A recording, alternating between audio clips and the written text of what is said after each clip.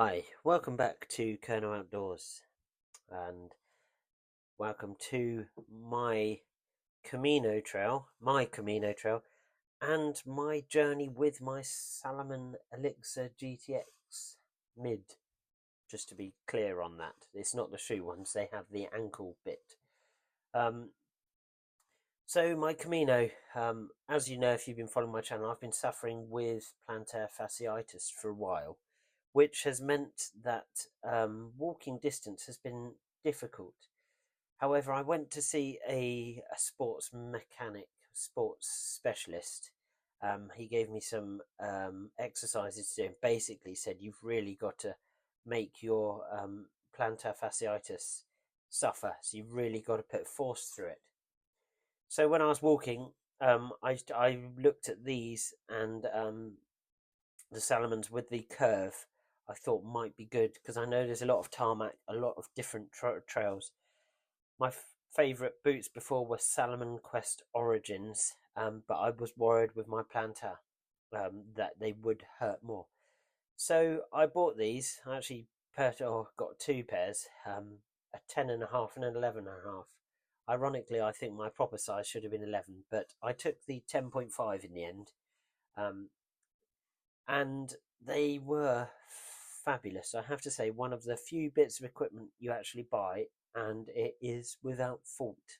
Absolutely, absolutely brilliant. Um, there was a lot of up and a lot of down, and carrying a pack, despite trying to be lightweight, I still carried more than I should have. And that said, I did get a couple of blisters, but only, well, I say that, just rubbing on my big toe. So I put some silver oxide tape on those, and it wasn't an issue at all. So walking on grass, walking on mud, walking on dust, you'll see some of the paths. An awful, awful lot of tarmac and concrete walking is, after 15, 16 miles, it is pretty much unbearable. And you notice that from everyone else on the trail, whatever they're wearing. Lots of people wearing Hoka trainers, lots of people wearing On Cloud, um, every brand you can imagine. And people are heading for the verges, just trying to not walk on the tarmac. When it got to this, you could really almost stretch into the curve, and it did help a bit. My plantar fasciitis didn't give me any jip at all, I have to say. That was the least of my worries. And they were comfy. I still look back and miss wearing them.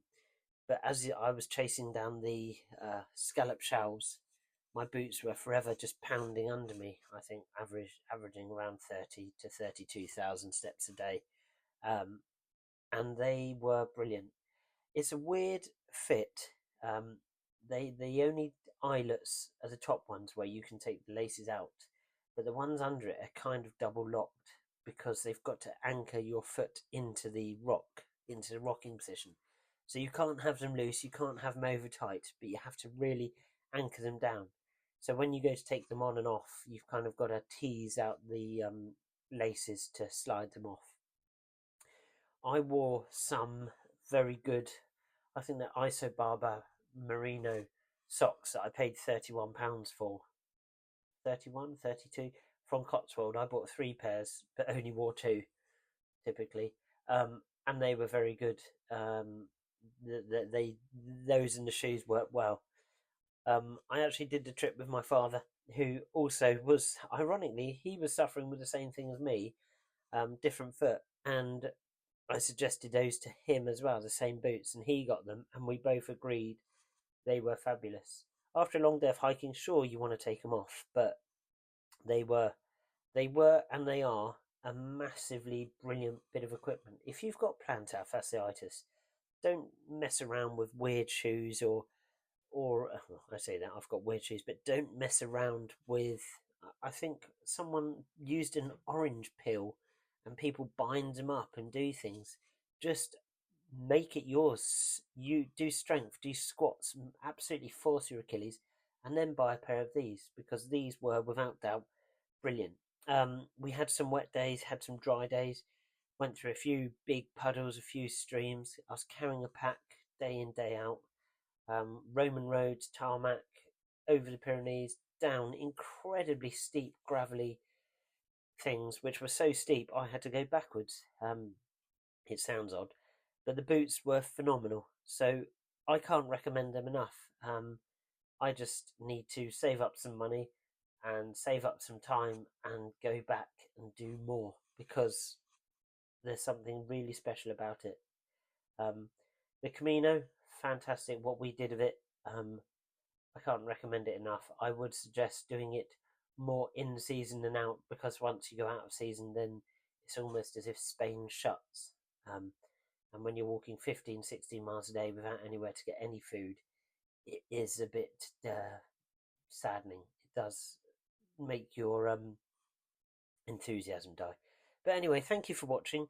I'm going to be doing a few reviews on some of the equipment that was absolutely brilliant, because this time I'd like to say I got a lot of it right. I still took too much, but I got a lot right. Thank you for listening. Please give me a comment, give me a like, let me know what you think.